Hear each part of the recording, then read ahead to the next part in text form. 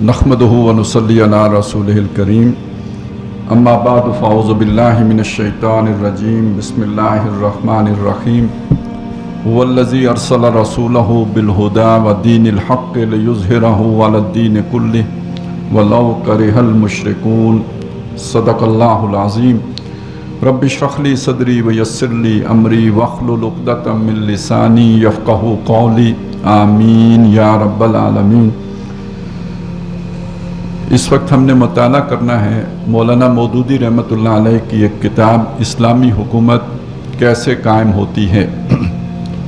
और ये रखा क्यों गया है इस तरबियती कोर्स में, ये अपनी जगह पे अहमियत का हामिल है कि ये बात समझ लीजिए कि किसी भी फ़िक्र के दो हिस्से होते हैं।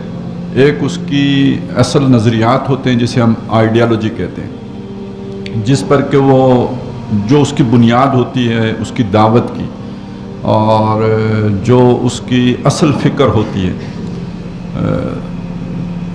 जो उसके नज़रिए पर जो की बुनियाद पर जो खड़ी होती है, तो वो तो होती है आइडियालॉजी। इस वक्त का वो मौजू नहीं है। दूसरी चीज़ होती है कि उस फ़िक्र को आप नाफिज कैसे करेंगे। जो आपका यानी आप ये चाहते हैं, आप ये चाहते हैं, आप वो चाहते हैं, ये होगा कैसे और ये तब्दीली आएगी कैसे। बल्कि ये बहुत अच्छी बात होगी। अभी हमने एक तब्दीली गुजारी है पाकिस्तान में, तो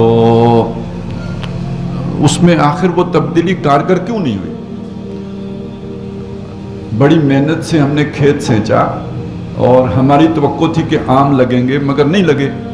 तो क्या गलती हुई थी कि ये आम की जगह पे हमने क्या गलती की कि जिसकी वजह से आम नहीं लगे। तो ये बात भी आपको समझ आएगी ये चीज़ पढ़ने से। तो एक तो ये इस हवाले से यानी हमने इसे रखा कि हमें अपनी मनहज या मेथोडोलॉजी या तरीक़ाकार उसका हमें पता होना चाहिए।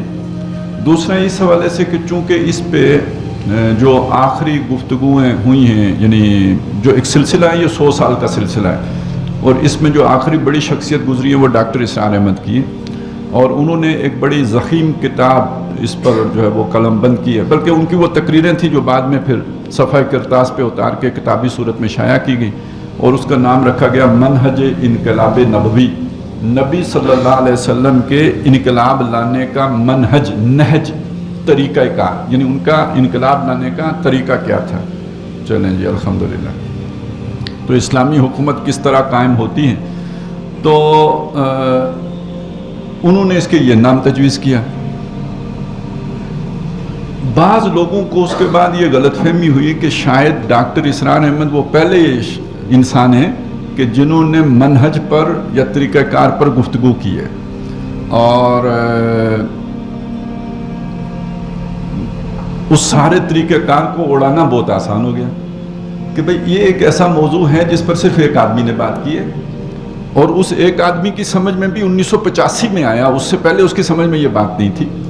और 1985 में भी इसलिए आया कि 1979 में ईरान में इनकलाब आ गया था।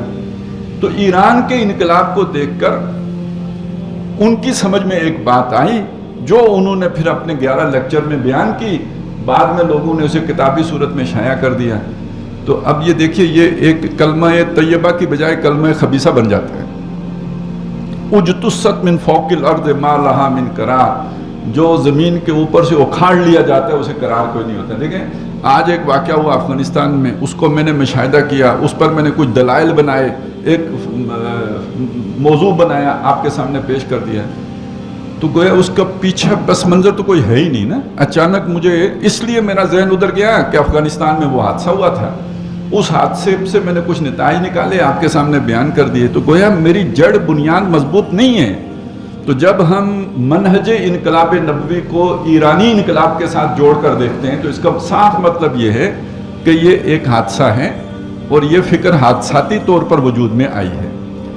इस चीज़ को ख़त्म करने के लिए और इस हवाले से अपने जहन के अंदर वुसअत पैदा करने के लिए और अपनी जड़ को गहराई में ढूंढने के लिए ज़रूरी है कि हमें पता हो कि जहाँ जो बातें डॉक्टर साहब ने की हैं, वो जो उन्होंने जो दीवार खड़ी की है उसका प्लिंथ भी किसी ने रखा था या नहीं, उसकी कोई बुनियाद भी किसी ने तामीर की थी या नहीं। तो ये है जिसके लिए हम ज़रा पीछे जा रहे हैं। और ये जो मजमून हम पढ़ने चले हैं सितंबर 1940 का है, यानी अभी जमात इस्लामी नहीं बनी थी। और ये तकरीर हुई कहाँ थी?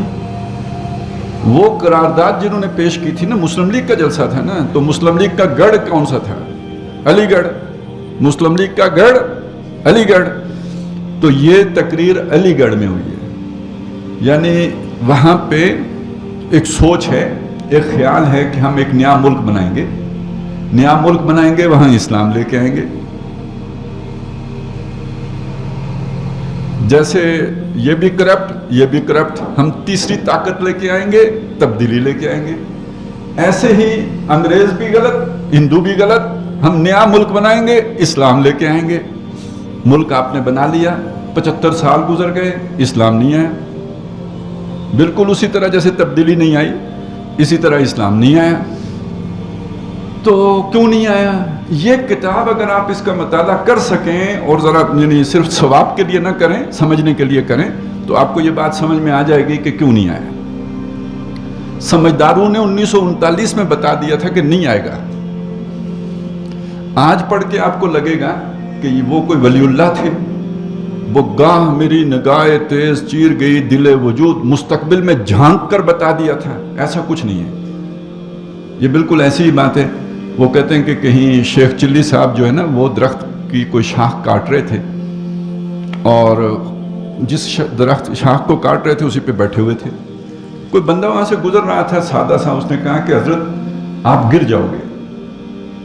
उसने कहा आप अपना रास्ता पकड़ो, मुझे मेरा काम करने दो। वो चले गए। थोड़ी देर के बाद शाख कट गई और शेख चिल्ली साहब शाख के साथ ही नीचे धड़ाम। उन्होंने कहा यार मैंने तो बंदा मिस कर दिया, वो तो कोई वलीउल्लाह था जिसने मुझे बताया था कि तुम गिरोगे, और देखो मैं गिर गया हूं।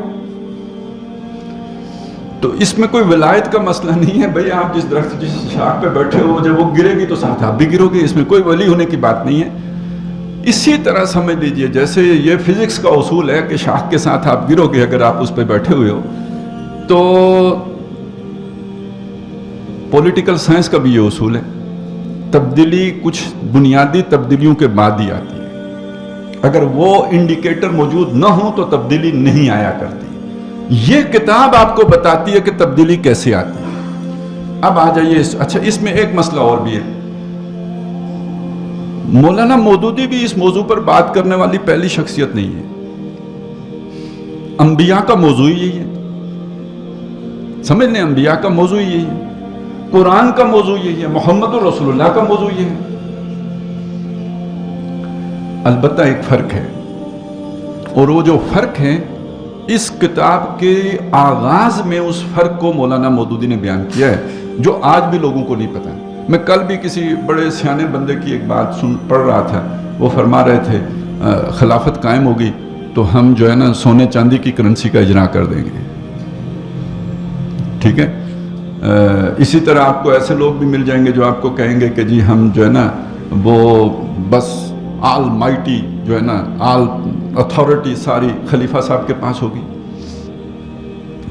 तो ये बातें जो लोग करते हैं ना, ये बिल्कुल एक ऐसी बात है जो 300 साल पुराना सिक्का नहीं, असहाबे काफ चलाने के लिए बाजार आए थे, वो चला नहीं, उल्टा पकड़े गए थे। तो इसी तरह का मामला है। लेकिन ये जो पहला इसका जो उन्वान है ना, वो इसी चीज से बहस करता है, इसको समझ लीजिए प्लीज। तो अब आ जाते हैं, मैं सफ़ा 3 से शुरू कर रहा हूं।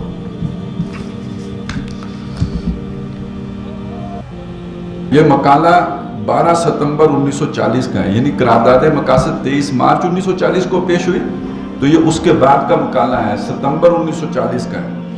को अंजुमन इस्लामी तारीख व तमद्दुन की दावत पर मुस्लिम यूनिवर्सिटी अलीगढ़ में बमकान स्ट्रेटजी हाल पढ़ा गया।